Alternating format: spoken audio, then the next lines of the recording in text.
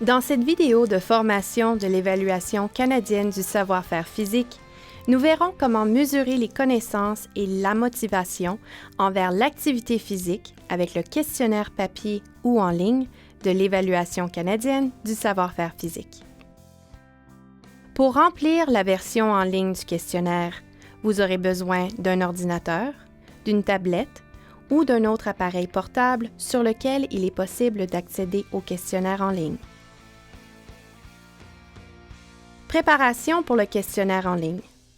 Assurez-vous qu'une connexion Internet est disponible et que le site Web n'est pas bloqué par l'organisation hôtesse. Vérifiez que l'ordinateur soit bien ouvert au questionnaire et que tout fonctionne.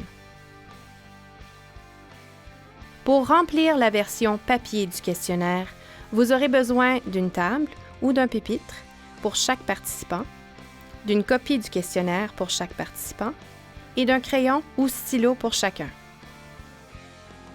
Faites des copies des questionnaires. Assurez-vous que chaque participant ait un identifiant unique associé à son nom.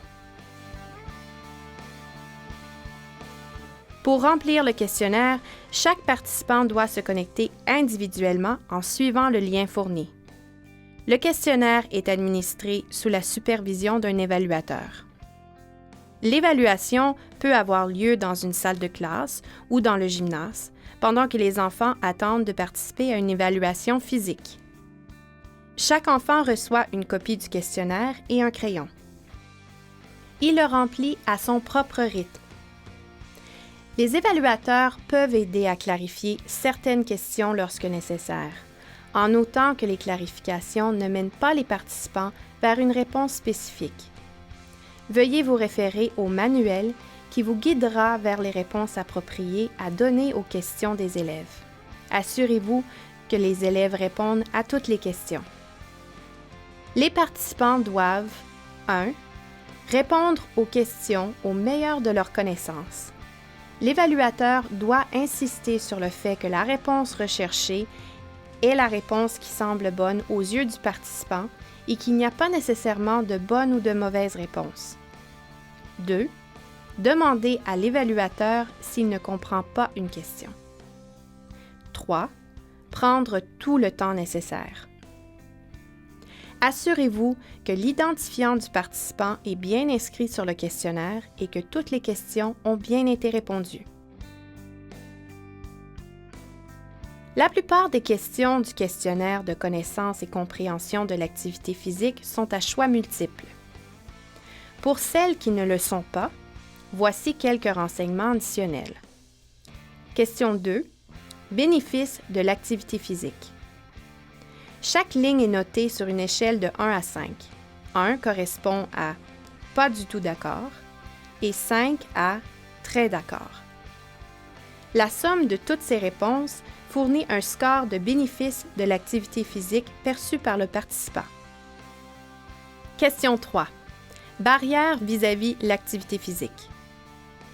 Cette question est notée à l'aide de la même échelle que celle de la question 2. La réponse 1 correspond à « pas du tout d'accord » et 5 à « très d'accord ». La somme de toutes ces réponses fournit un score de barrière de l'activité physique perçu par le participant. Les questions 4 et 5 sont évaluées sur 10, 10 correspondant au meilleur résultat et 1 au moins bon résultat. Pour la question 11, l'enfant doit encercler toutes les activités pratiquées et aussi mettre un crochet dans le cercle des activités lors desquelles il ou elle porte de l'équipement de protection. Si un enfant encercle et place un crochet sur toutes les illustrations, il reçoit le maximum, 11 points. Les enfants peuvent recevoir des points même s'ils n'ont pas indiqué porter d'équipement de sécurité pour se balancer, grimper sur des barres, sautiller et nager.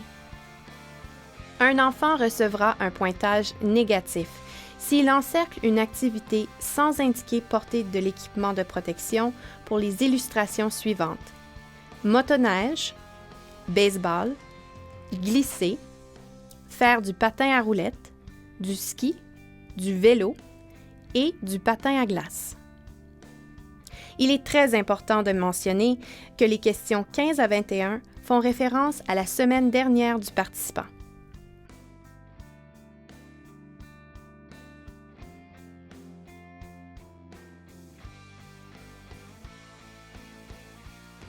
Le questionnaire ZAPA fait partie de la composante motivation et confiance de l'Évaluation canadienne du savoir-faire physique. Pour remplir ce questionnaire, les enfants doivent déterminer ce qui leur ressemble le plus.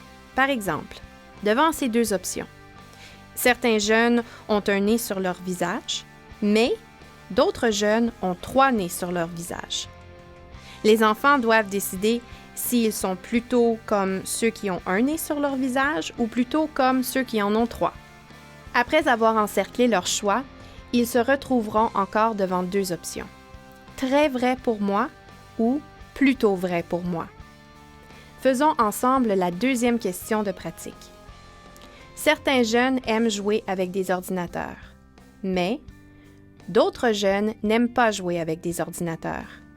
Qu'est-ce qui me ressemble le plus? Ensuite, est-ce très vrai pour moi ou plutôt vrai pour moi? Chaque question du ZAPA est évaluée sur 4.